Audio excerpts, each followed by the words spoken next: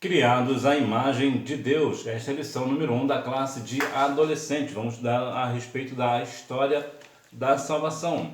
Para esta lição, os hinos sugeridos são o 124, 407 e o 526. O que é ser criado à imagem de Deus? Você sabe? Fique aqui comigo que você saberá. Vamos descobrir. Essa expressão significa que todos os homens e mulheres possuem características que apontam para a existência do Criador. São elas que nos tornam especiais. Falar a respeito da criação, a respeito da ciência e da religião e tal, traz algumas coisas bastante significativas. Possivelmente você deve gostar muito de ciências. Geralmente, sempre gostamos de ciências, geralmente, de modo geral. Agora, o que significa verdadeiramente ser feito à imagem de Deus? Bom, em primeiro lugar, deixar claro que quando a Bíblia menciona que nós somos a imagem de Deus, não quer dizer que nós somos iguais fisicamente, mas vamos ver isso logo em seguida. O que eu quero dizer para você acerca de certos pontos que talvez você não saiba. Mas, por exemplo, a sua voz é única. Ninguém no mundo tem uma voz idêntica à sua. Pode ter voz muito parecida, mas não idêntica. Eu vou te dar um exemplo. Você possivelmente, talvez você não, mas possivelmente seus pais conhecem o Roberto Carlos, cantor Roberto Carlos, que chamam de rei, né, o rei Roberto Carlos. E eles também devem conhecer um cantor brasileiro também chamado J Neto, que é um cantor cristão. Se você colocar um cantando a música do outro, você não consegue identificar pela voz, porque as vozes são muito parecidas. E aqui está o ponto. As vozes são muito parecidas de fato, mas não idênticas 100%. Eu vou te dar um outro exemplo. Renato Russo, que já morreu, era líder de uma banda chamada Legião Urbana. A voz do Renato Russo é muito parecida com a do Kim, que é líder da banda Catedral. Então, quando você ouve um e outro, você parece que é a mesma coisa, parece que é a mesma voz. As vozes realmente são muito parecidas, mas elas não são idênticas. Outra questão muito curiosa também é sobre a questão da voz da cantora Elis Regina, que já morreu. Ela tem uma filha, me fugiu o nome dela agora, que também é muito parecida a voz com a mãe. Se colocar a voz da filha e a voz da mãe, são muito parecidas, mas elas não são idênticas. Então isso é importante que você note. Por aí você já vê que tem uma criação por trás. Para você ter uma voz única, você não é obra do acaso. Já começa por aí, você é uma pessoa especial por conta disso. Uma outra coisa que você não tem igual a ninguém é o seu DNA. O seu DNA também é único. Existem algumas exceções sobre a questão do DNA, que eu não vou entrar profundamente porque ciência não é muito o meu forte, eu não sou cientista. Mas há uma questão de quando é gêmeos, parece que gêmeos idênticos, parece que fala, o DNA também parece que são iguais.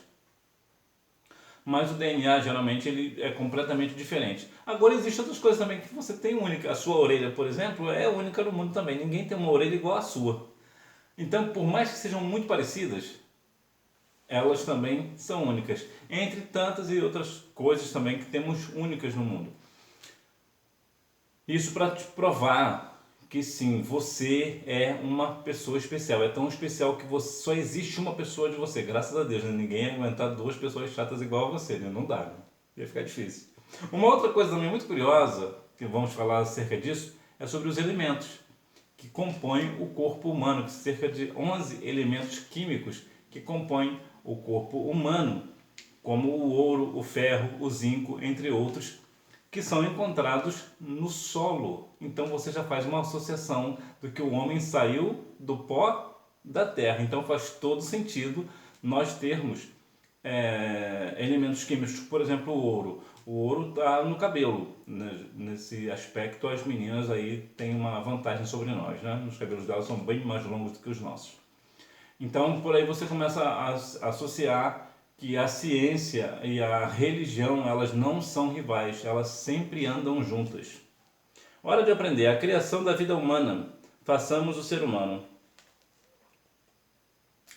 Porém, quando formou as pessoas, não houve ordens como anteriormente. o Deus Trino, Pai, Filho e Espírito Santo, em perfeita unidade decidiu: agora vamos fazer os seres humanos. Assim, ele nos formou como a coroa da criação. É muito interessante que você compreenda que você é uma pessoa especial. Como eu falei, ninguém é igual a você. Então, há uma questão que é outra questão muito especial nesse sentido, é que para Deus criar tudo, ele diga haja. Deus mandou a terra produzir, mandou o mar produzir, ele criou o mundo, mas quando foi fazer o homem, ele disse o quê? Façamos do homem a nossa imagem, segundo a nossa semelhança. O que é isso na prática? O homem é a coroa da criação, é o que Deus fez de mais especial, mais importante. Portanto, sim, você é especial para o Senhor, você é uma pessoa única, você é especial, você é a coroa da criação. O que é ser a coroa da criação? Significa dizer que de todas as coisas criadas por Deus, você é a mais importante delas. Então veja que aqui nós somos obra das mãos do Senhor. E isso é completamente diferente. O Senhor não disse, haja o homem e o homem passou a existir. Nada disso. O homem foi feito. Então, por aí nós vemos que é uma grande diferença. A imagem de Deus no ser humano. A primeira compreensão que você deve ter é que a semelhança de Deus impressa no homem não é uma característica física, ou seja, os elementos presentes na existência da humanidade que aludem à imagem de Deus são espirituais. A Bíblia diz, lá em João 4,24, que Deus é espírito. E ele sendo espírito, ele não tem forma. Aí você vai dizer, mas a Bíblia diz que os ouvidos do Senhor não estão agravados, que a sua mão não está encolhida. Quando a Bíblia usa esse tipo de linguagem, é somente para a gente entender, para a gente compreender. Mas a característica nossa não é que Deus é igual a nós ou nós somos iguais a Deus no sentido físico, de ter uma mão, ter um braço e tal, essa aparência física. Não é assim. O que aqui é uma questão de características. Eu vou te dar um exemplo prático. Quando você vai fazer algo na sua casa, por exemplo, tu vai para a escola bíblica dominical de manhã, o que você faz? Você já começa a pensar com qual roupa você vai, ainda mais as meninas, né? As meninas levantam umas 2 horas antes para ver isso, né? Ela começa a pensar, você começa a pensar com qual roupa você vai.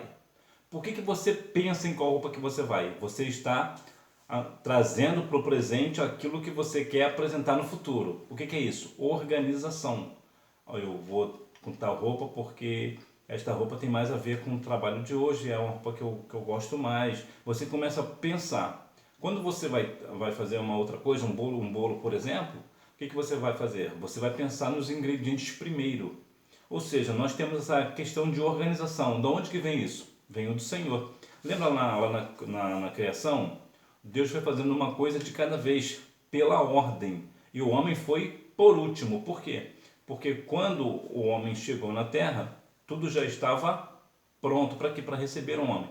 Então você tem esse senso de organização. Por mais que você seja uma pessoa desorganizada, mas você tem na sua cabeça, no teu cérebro, aquela questão de que não, primeiro eu tenho que fazer isso e depois eu tenho que fazer aquilo. Por quê? Porque é a ordem. Então é esse tipo de característica que a Bíblia está dizendo que nós temos que ser semelhante ao Senhor. É no sentido de organização, é no sentido moral, é no sentido espiritual, é no sentido de ser santo. É essa a qualidade principal que nós temos que ter, a imagem de Deus. A autoridade sobre a criação. Hoje a humanidade continua tendo autoridade sobre o planeta, a fauna e a flora. Entretanto, é preciso que se compreenda que o Senhor delegou a autoridade para uma gestão responsável visando a preservação da vida. Hoje vivemos no mundo onde há muita narrativa. O que é uma narrativa? A narrativa é um discurso que muitas vezes não tem nenhuma importância ou não é efetivo, fala-se uma coisa e diz outra. Por exemplo, os políticos, por exemplo, fazem muito isso. Eles são muito bons na narrativa, falam muito que vão fazer alguma coisa, mas não fazem nada na prática.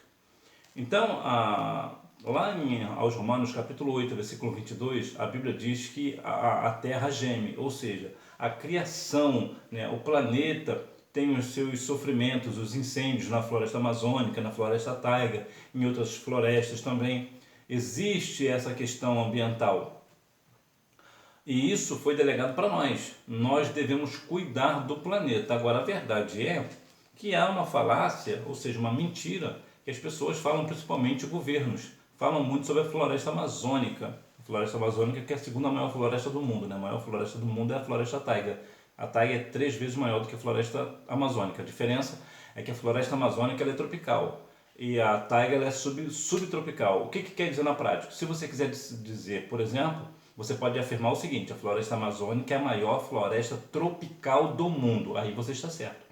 Mas se falando de floresta no geral, somando todas, a taiga é a maior floresta do mundo, porque ela é 3 vezes maior do que a floresta amazônica.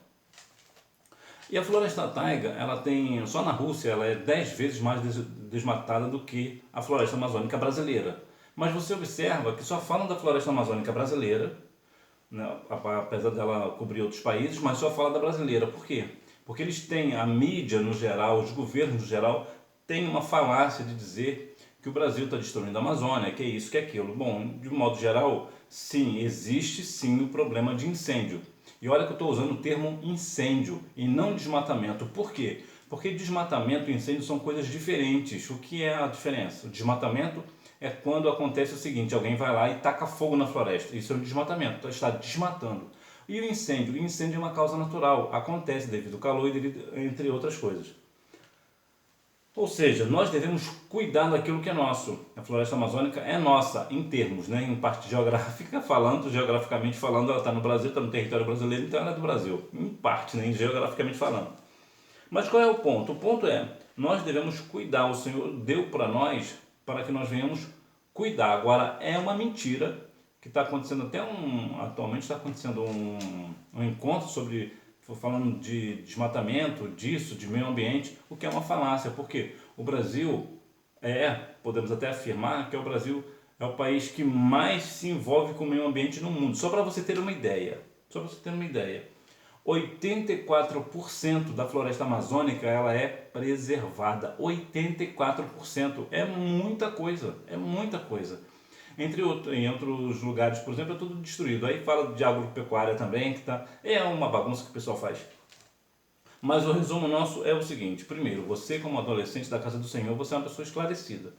Então, quando você ouvir um político falar sobre a floresta amazônica no sentido de desmatamento e tal, na maioria das vezes não é verdade. O que acontece é incêndio. Existem grandes incêndios e grandes desmatamentos na floresta amazônica? Sim, existem. Mas em outros países a coisa é muito pior. E você não ouve falar. Tanto é que, possivelmente, você nunca deve ter ouvido falar sobre a floresta taiga. Talvez você nunca tenha ouvido. Por quê? Porque a mídia nunca fala da taiga.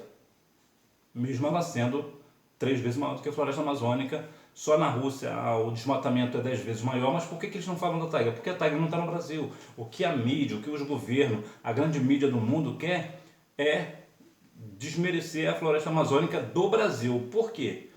Porque na floresta amazônica do Brasil existem muitas riquezas, diamante, ouro, entre outras coisas.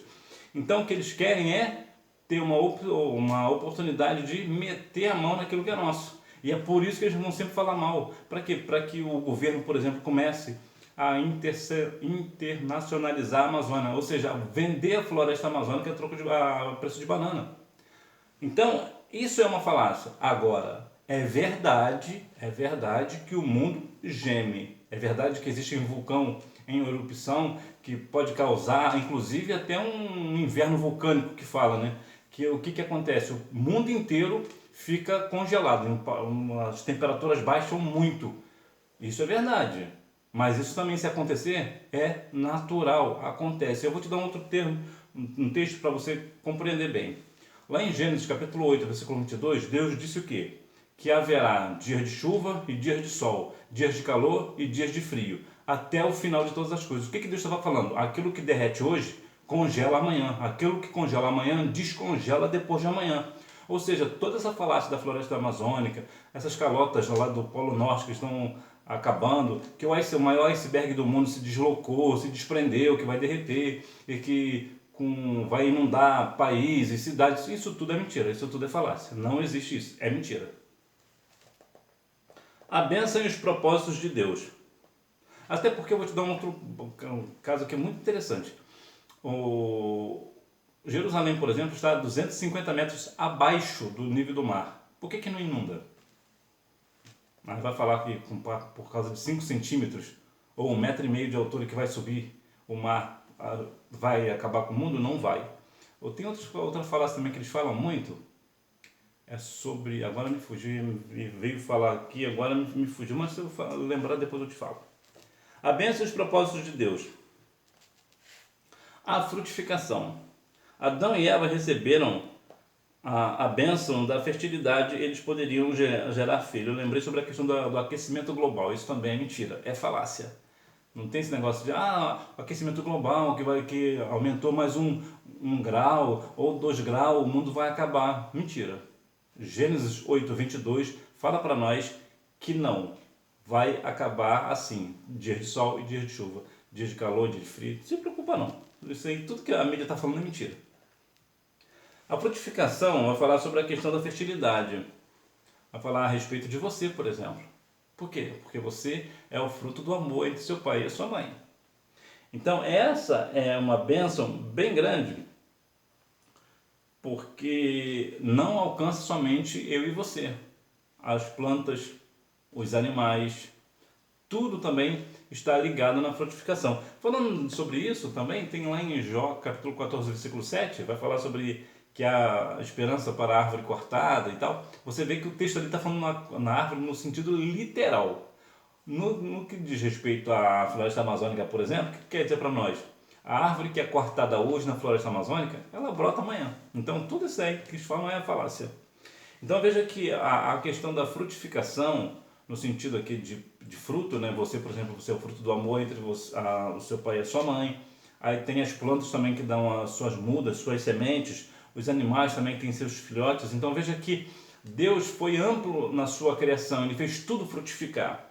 E nós devemos continuar fazendo este negócio, frutificando, né? Multiplicando. A segunda determinação de Deus ao primeiro casal foi a multiplicação, ou seja, a bênção da frutificação não deveria ser interrompida nas gerações seguintes, para que eles tivessem muitos descendentes. Aqui, sim, a pessoa pode ter fruto, né? Ou seja, o pai e a mãe podem ter um filho. Mas qual é a outra situação acerca disso? Multiplicação. Às vezes o casal pode ter filho, mas não tem. Eles evitam, por exemplo. Então, o que Deus estava falando é que vocês precisam multiplicar. Eu dei aqui a bênção da frutificação e agora vocês precisam continuar se multiplicando. E nós levamos esse negócio a sério, né? Até hoje, graças a Deus, o mundo está sempre muito povoado. Existem hoje cerca de 8 bilhões de pessoas no mundo. Aqui no Brasil, um pouco mais, cerca de 810 milhões de pessoas moram aqui no Brasil. O Brasil é o 5º maior país do mundo. Então, veja que aqui nós temos uma dinâmica, uma geografia, uma maravilha. Aqui temos de tudo, né? Temos sol e chuva, terra fértil à vontade e pessoas para trabalhar, né? Pessoas dispostas a trabalhar no campo. Então, aqui é uma multiplicação no geral, né? Tanto no sentido da agropecuária, dos animais, das plantas, né? Da fauna, entre os homens e mulheres. Então, aqui há uma multiplicação, né? O povoamento da terra. Com a multiplicação das pessoas, o Senhor anelava que elas povoassem a terra de forma a disseminar a espécie humana em todos os lugares, ambientes e climas distintos. Sim, existem climas distintos em tudo quanto é lugar, né? Existem uns climas extraordinários. Existe um lugar lá no Rio de Janeiro chamado Miguel Pereira, que é considerado o 3º melhor clima do mundo. Se você puder visitar, vai lá e quando você chegar lá, lembre-se de mim. Eu nunca fui lá, mas eu sei. Eu sei que lá o lugar lá é bom. Ouço as pessoas falarem muito bem de lá. Quando tiver uma oportunidade, eu vou aparecer por lá. E me parece também que colocaram até uma Maria Fumaça lá agora. O negócio agora ficou mais charmoso. O que era melhor agora está mais charmoso. Então fala de ambiente. Em todos os lugares do mundo agora existe a questão do povoamento da terra. Você vê em lugares completamente isolados, existem pessoas morando lá. Como isso é possível? É a questão do povoamento. Foi crescendo aqui, foi crescendo, foi até os confins da terra, e os confins da terra mesmo, né? Lugares que você nem sabe que existe. É um lugar que às vezes eu vejo no noticiário, eu falo o nome de um lugar, eu falei, meu Deus, eu nem sabia que esse lugar existia. É um lugar lá no meio do nada, lá no meio do oceano, tudo perdido lá, uma ilha pequenininha, e de repente mora um monte de gente lá. Gente, como é possível? Então o que é isso? É o povoamento da terra, que é a vontade de Deus. Deus nos deu essa questão de multiplicação. Para quê? Para que a espécie humana estivesse em todos os lugares. Muito provavelmente você deve morar numa capital, numa grande cidade, ou ainda que seja numa cidade do interior, mas você tem acesso à capital, por exemplo. A sua cidade é uma cidade grande, vamos assim dizer, né? Não é um lugar completamente perdido lá no meio do nada, né? Então, veja que mesmo lá, um lugarzinho no meio do nada, existem pessoas lá. A criação da família, proteção contra a solidão. Logo no início, Deus viu que não era bom que Adão estivesse sozinho. A solidão não faz bem para ninguém. A solidão, há quem diga, como eu falei lá no início da aula sobre o Renato Russo uma vez deu uma declaração dizendo que a solidão é o mal do século. Em parte, parece que ele tem razão. O homem não foi feito para ficar sozinho. O homem e a mulher, né, não foram feitos para ficar sozinhos. Já observou que, geralmente, principalmente as meninas, né, a parte feminina tem muito disso. Quando vai almoçar, não gostei de almoçar não, porque não almocei sozinha, não tinha ninguém. As meninas geralmente têm muito mais essa tendência de não querer ficar sozinha. Elas sempre querem estar com alguém. Até por uma questão de proteção, né, uma questão de segurança também e tal. Mas isso já está intrínseco nela. Nós homens também. Nós não nascemos para ficarmos sós. Nós precisamos de alguém. Talvez a família, ou uma namorada, uma noiva, até mesmo uma esposa e tal. Nós não nascemos para a solidão. Isso é tão verdade que você possivelmente tem o seu grupo de amigos. Você não gosta de ficar sozinho. É claro que nós homens tem alguns momentos que nós preferimos ficar sozinhos, né? E ficamos sozinhos durante horas e não tem nenhum problema nisso.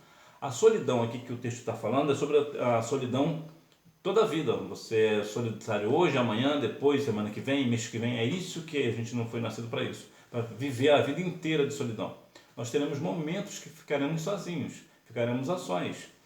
Por exemplo, uma coisa triste, por exemplo, estar no hospital, por exemplo, estar internado numa sala sozinho. Imagina, às vezes a maior dor ali não é nem a enfermidade em si, né? É o fato de estar sozinho. Então, a gente tem muito essa questão de proteção contra a solidão. A gente não gosta de ficar sozinho de modo geral. A gente sempre precisa estar e sempre queremos estar perto de alguém, principalmente daquelas pessoas que nós amamos, né? Isso é um santo remédio, né, cá para nós, né? Quando a pessoa está enferma, está com alguma doença e tal. Até a questão, inclusive hoje, acontece muito essa questão da depressão, por exemplo.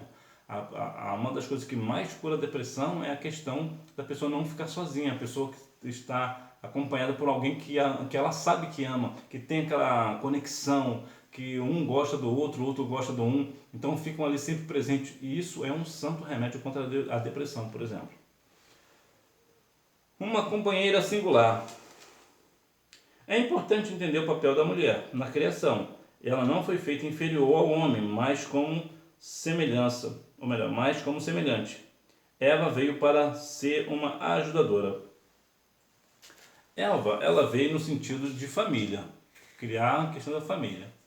É importante, muito importante notarmos o seguinte: homem e mulher são pessoas diferentes, biologicamente diferentes, gostos diferentes, fisicamente completamente diferentes. Entretanto, o homem e a mulher, eles foram feitos um para o outro. Na verdade, a mulher foi feita para o homem, mas o homem também foi feito para a mulher. Existe uma questão que é verdade. O homem, a Bíblia menciona que o homem é maior do que a mulher porque ele foi feito primeiro. Inclusive, aqui é até uma questão muito curiosa, né? A Eva é a única mulher, a única pessoa, a única mulher não, a única pessoa que nasceu de um homem, né? Se a gente for olhar biologicamente, Eva partiu de Adão. Então veja que Eva, a mulher ela tem um papel diferente na formação da família. Eu vou te dar um exemplo prático. O seu pai é aquela pessoa que dá proteção, ou seja, o homem protege a família e a esposa, ele protege. E a mulher, o que que faz? A mãe, o que que faz? Ela protege? Não, ela cuida. Cuidar é diferente de proteger, porque a proteção ela é masculina, o cuidado é feminino, mas estão no mesmo nível. Então um não vive sem o outro. Então nós não devemos ter essa falácia de que o homem é superior e tal. Não, existe uma diferença. O homem sim tem uma questão eclesiástica, o homem tem aquela questão de ter sido feito primeiro. Eu vou deixar aqui só a referência, onde diz que o homem é maior porque foi feito primeiro. Eu vou deixar aqui a referência na descrição para você ter um direcionamento melhor, um direcionamento bíblico.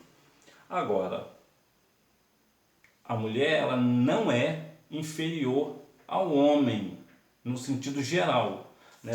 Tanto o homem quanto a mulher têm o mesmo valor para o Senhor e para a sociedade. E também tem aquela outra falácia, né? Aquela outra narrativa, essa questão de feminista e tal. Então não entra nessa onda de feminista não, porque isso é antibíblico.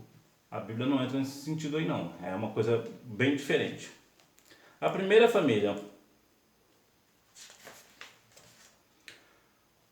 O fato de Eva ter sido criada a partir de Adão constitui um dos princípios essenciais do casamento, em que o homem deverá deixar pai e mãe e se unir à sua mulher para assim ambos serem uma só carne. O casamento é algo da parte do Senhor. E o homem deve deixar pai e mãe, né? E unir a sua mulher. Para quê? E se abandonar aqui, deixar não é abandonar a mãe. Largou a mãe, largou o pai para lá, agora eu casei, não quero mais saber dele. Não é esse negócio não. Quando a Bíblia menciona que tem que deixar aqui, ou deixar pai e mãe, é não morar no mesmo lugar, né, no modo geral. É que agora ele precisa criar uma outra família, que entra na questão da frutificação, né, de dar fruto, né, de gerar filho, e também na multiplicação, de gerar muitos filhos. Então veja que aqui é uma questão diferente, né? Nós vemos que a Eva ela tem esse princípio ali no casamento. Eva veio e se casou com Adão, vamos assim dizer, né? Então hoje nós temos essa ideia também. Casamento heterossexual, ou seja, um homem casa com uma mulher e uma mulher casa com um homem. O que passar disso é procedência maligna. Deus não está no negócio não. Então há de se valer, até porque duas pessoas do mesmo sexo, por exemplo, não geram filhos, né? Aí como é que vai ficar na questão da multiplicação e da frutificação? Não dá, né? Então veja que também é pecado. Isso também é pecado. Então veja que aqui há o casamento e nós devemos estarmos dentro desse parâmetro do casamento. O matrimônio é algo que agrada ao Senhor. Conclusão: todas as coisas vieram à existência por meio da palavra de Deus, mas em relação à criação da humanidade, o Senhor entrou em ação e formou do pó da terra um corpo físico e soprando em seu nariz deu-lhe o fôlego de vida. Hoje eu me lembrei de uma frase de Oscar Niemeyer. Ele dizia que a vida é um sopro. E ele estava coberto de razão. A vida de fato é um sopro divino. Deus soprou nas narinas do homem e o homem se tornou alma vivente. Então veja que o homem é a coroa da criação. O Senhor formou o homem do pó da terra. E veio aquelas questões dos elementos que eu te falei lá no início, zinco, ouro, ferro. Inclusive você tem ferro no seu corpo suficiente para fazer um prego. Então veja que há essas questões que nós vamos compreendendo, que nós somos feitos de fato a imagem, né, de Deus. Ou seja, nós devemos refletir ao Senhor. Como é que eu vou refletir ao Senhor? Na minha questão moral, na minha santidade. É assim que eu tenho que ver, né, apontar para a imagem de Deus. Ser uma pessoa organizada, pensar nas coisas que eu vou fazer. Então isso é a semelhança, né? Por que eu digo isso? Porque muitas vezes as pessoas acham que o Senhor é igual a gente é igual ao homem, igual a Deus no sentido físico. Não é assim. Vamos praticar. Marque assim de cima para baixo. V, V, F, F, V. Então, que Deus continue abençoando a sua vida e que você não caia mais nessas falácias, dessas mentiras, quando falam sobre o aquecimento global, a questão das calotas que estão derretendo, ou do desmatamento da floresta amazônica. Como eu falei lá no início, durante essa aula, existe sim essas questões, mas não da forma com que as pessoas dizem, né? Isso é uma falácia. Bom, que Deus em Cristo continue abençoando a sua vida, e eu estou aqui todo domingo, à 1h30 da tarde, com as lições da classe de adolescentes. E você compartilhe esse vídeo para que outras pessoas também venham conhecer acerca de que nós somos criados à imagem de Deus, e também que venham conhecer aí as questões que envolvem a floresta amazônica e toda essa questão ambiental, dessa falácia, dessa mentira que o pessoal fala por aí. Que Deus continue abençoando a sua vida. Tchau!